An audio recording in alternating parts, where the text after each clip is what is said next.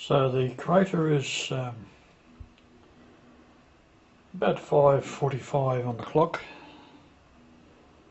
and the top right hand side is egg shaped.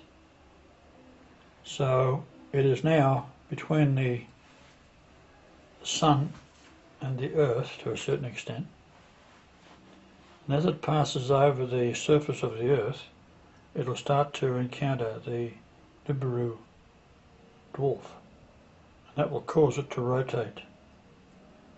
So by about 5 hours time it's going to be totally 90 degrees.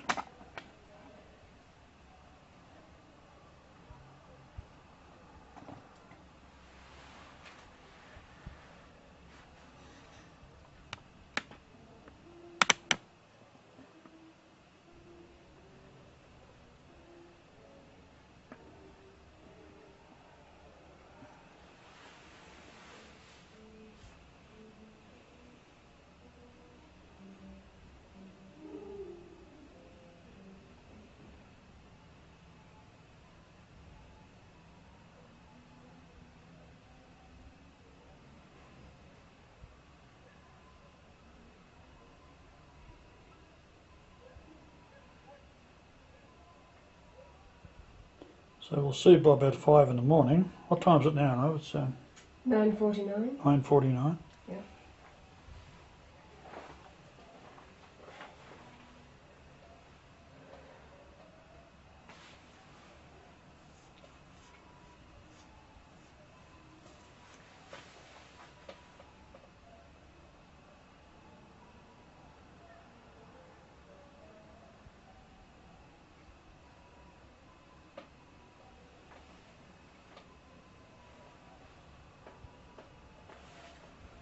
Right, that'll do it.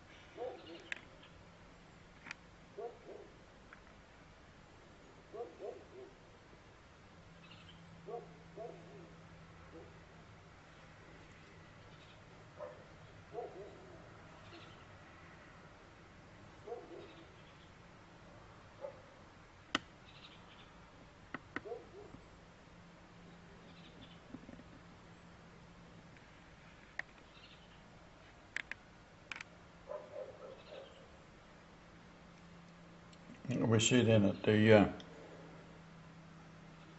moon has rotated, but in particular what's interesting is the egg shape. So the lower right hand side is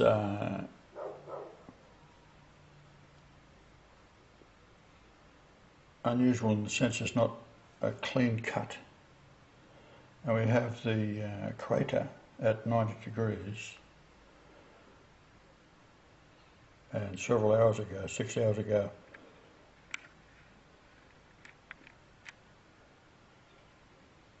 it was straight down.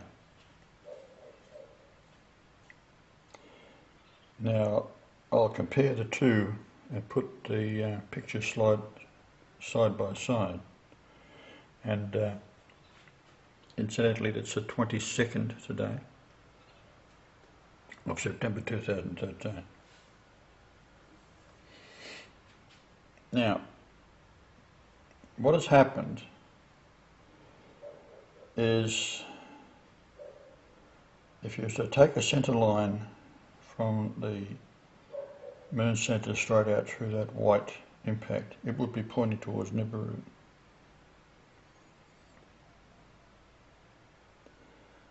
The reason is that it's been shielded by the mass of the Earth. So 6 hours ago, Nibiru would have been on the other side of the Earth near the sun or in the same direction as the sun, and it's getting very close to the Earth right now to have this effect. So as the moon is moving at around 1,000 miles per hour,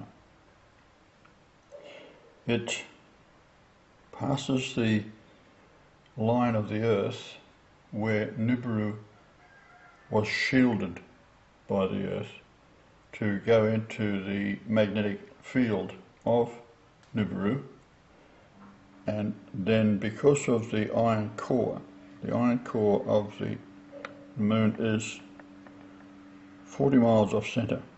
It's quite large, and it's permanent. That is why the one face of the moon rather, is always facing the Earth. However, a stronger magnetic field is pulling the side of the moon to rotate it, overcoming the gravity of the Earth. So we've got the sun in the distance giving the light. You've got the Earth's magnetic field drawing the moon one face towards it. Then you have the Nibiru gigantic magnetic field close to the Earth that 6 hours ago was on the other side of the Earth, therefore it was giving the normal effect of the one face towards the Earth. Now that magnetic field is lined up past the magnetic field of the Earth, and that therefore causes the moon to twist.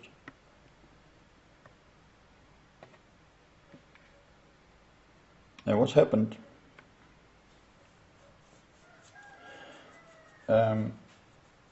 if you were looking at the sun and you're out on Mars, for example, and you're all lined up in an eclipse, the magnetic field of the Earth, normally the axis is tilted at 23.5 degrees, 4 degrees. Now, if you was looking at it from Mars, instead of being straight up and down and the tilt of the north axis point being towards you in a straight line, you wouldn't see it tilted. But now it's tilted to the left. This is what's causing the weather to be cool, and luckily, because the axis is also standing straight up, so it's no longer at 23.4 degrees. In addition, the Earth itself has a new North Pole down in Herne Bay near England, near London. So there's two effects happening there.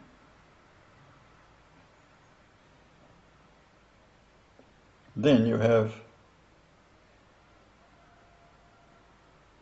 the pull of Nibiru, which is causing all these effects to vary because of the position of the approach of this gigantic magnetic field. It's causing the wobble of the Earth. So the axis now is through Herne Bay near London, and instead of being at 24.3 degrees, it's probably almost upright, but bent, as you can see here, bent to the left or to the right, depending on the time of year. And of course your viewpoint from where you are in space.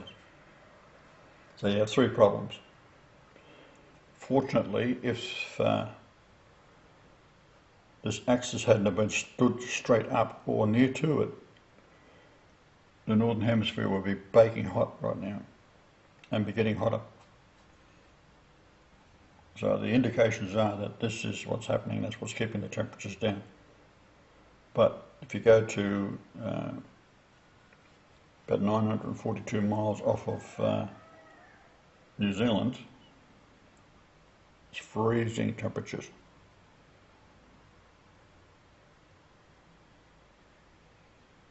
Antarctica is not as cold as it was because it's got more light, and therefore the ice and snow is melting off of Antarctica. Now the level of water will not rise even if all of the ice in the world was to melt, because it's like a ship. Let us say you took a large ship, large container ship, and you filled it with ice. The ship sinks further in the water. When you get to the other end of your journey, the ice has melted.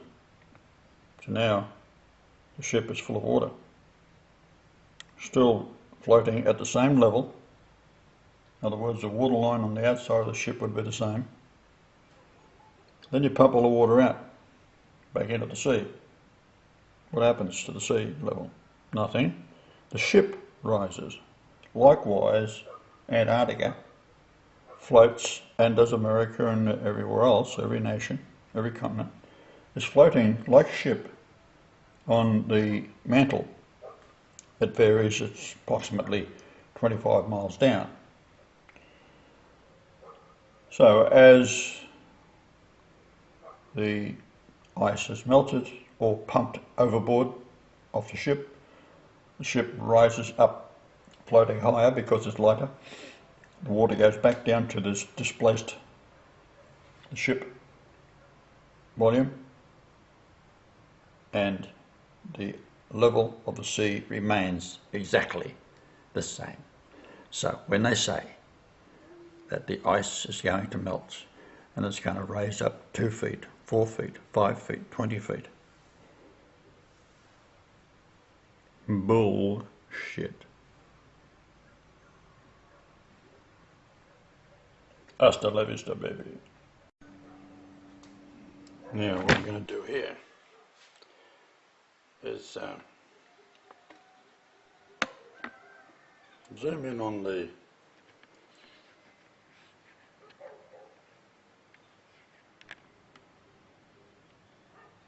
side of the moon, hopefully, and see how it won't focus. Go out again.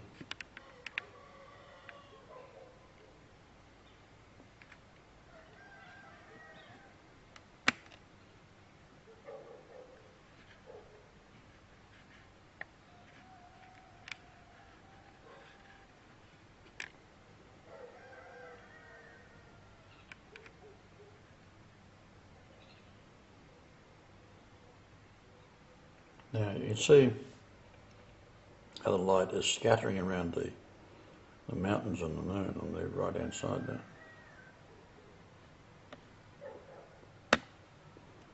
Just see if we can make it focus. I was never going to buy another camera yesterday because this bloody thing wouldn't focus the night before, then I realised why. It's the light takes up space, if you like, in the wavelength of the atmosphere.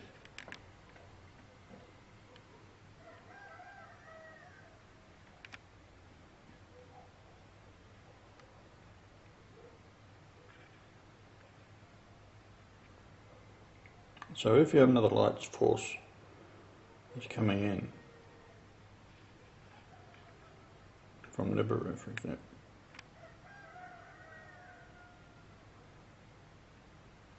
it's going to take up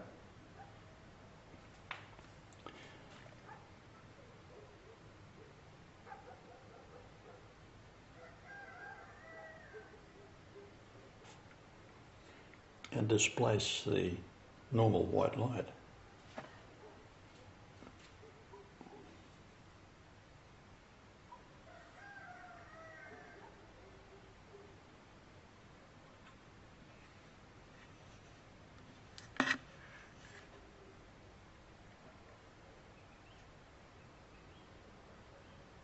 And you see how normally the moon has a nice straight dark line.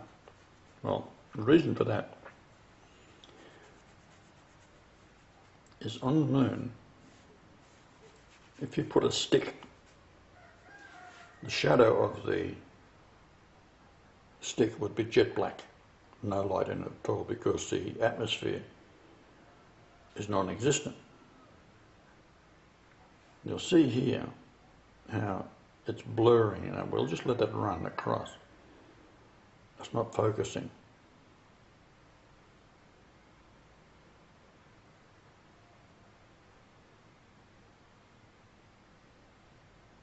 So you see the right hand side there, it's almost a green tinge to it, and blurred.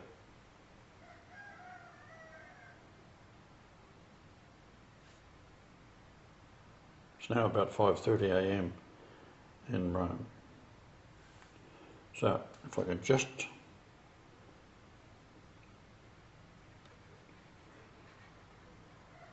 zoom out a little bit. Another fault with cameras are when you're in the dark you can't operate them. You can't see nothing. So I'm just fooling around trying to find the zoom button.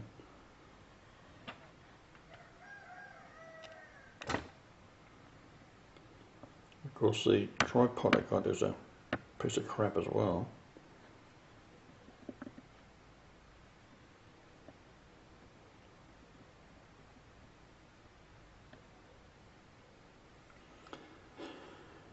Alright, so you see it's very hard to focus, but half hour ago I was able to focus on it. Same camera, same setting. Can't focus.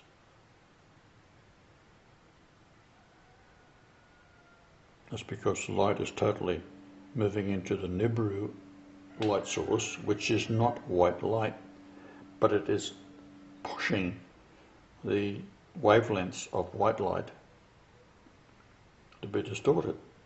It's taking up space.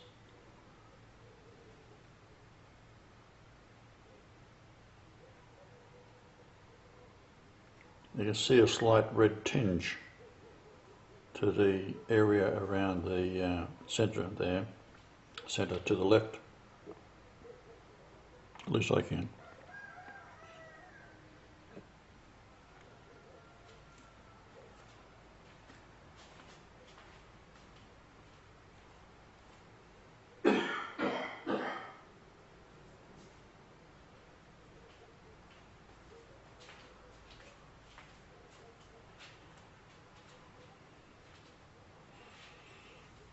Totally blurred.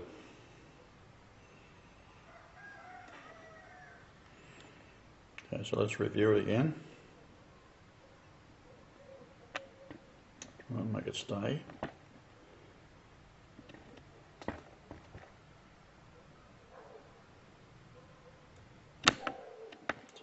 Bloody hell.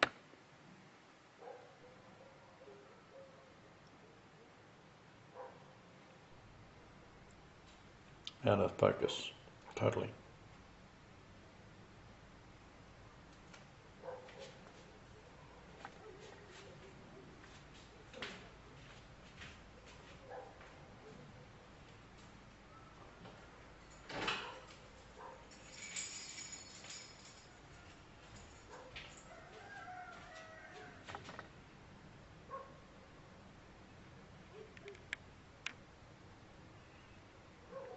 Out of focus. That's because, if you'll notice, when we compare this film to the one I took half hour, 3/4 an hour ago, it was focused.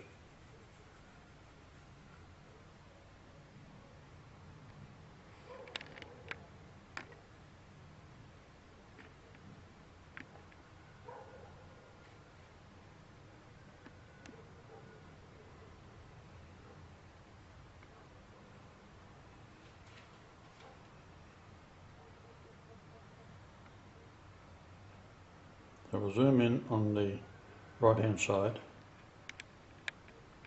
and see if there's anywhere where it's focused. On focus there.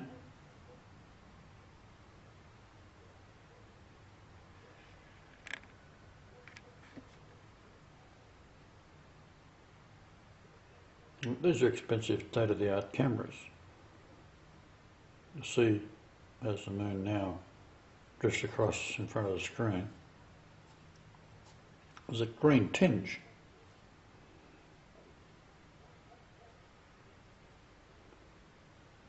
And totally blurred.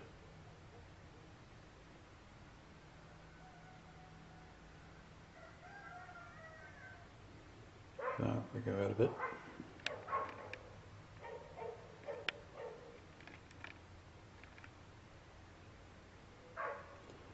The lower right at 5 o'clock,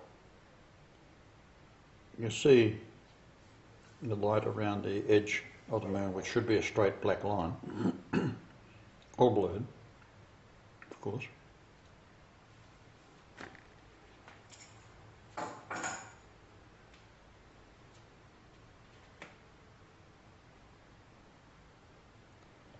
And we'll see if we can zoom in on that.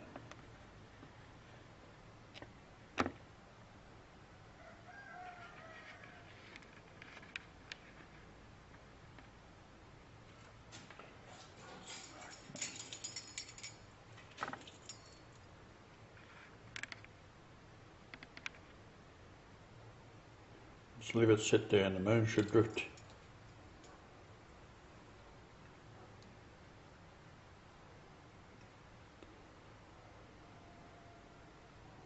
You can see how that crater there,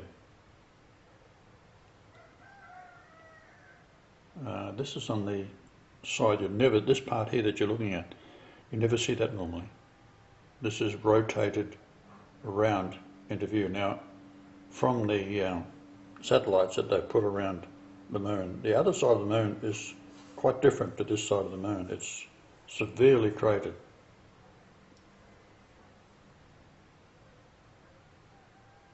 So what you're seeing there is the blurry, light displaced, and the part of the moon that you've never seen before.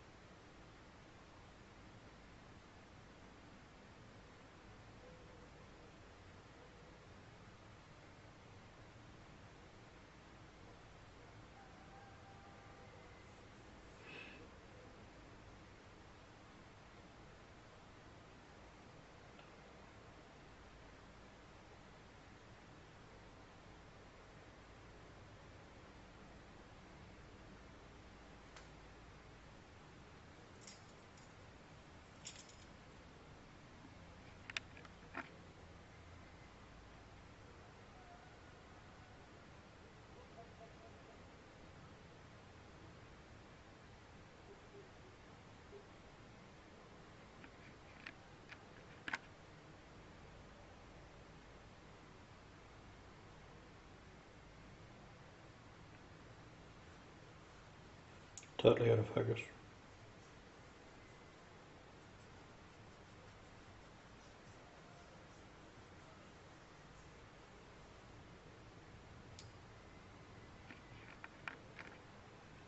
That's why the most dangerous jobs that you can have at the moment is being an astronomer.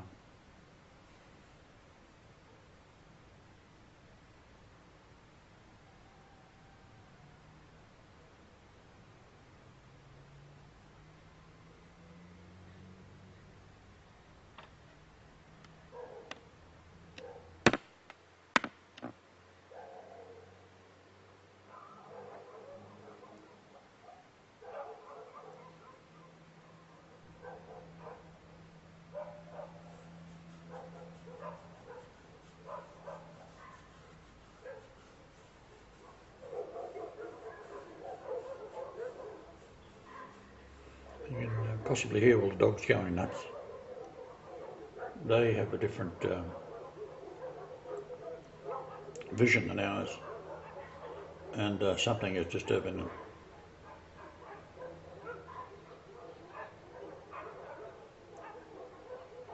20 dogs barking.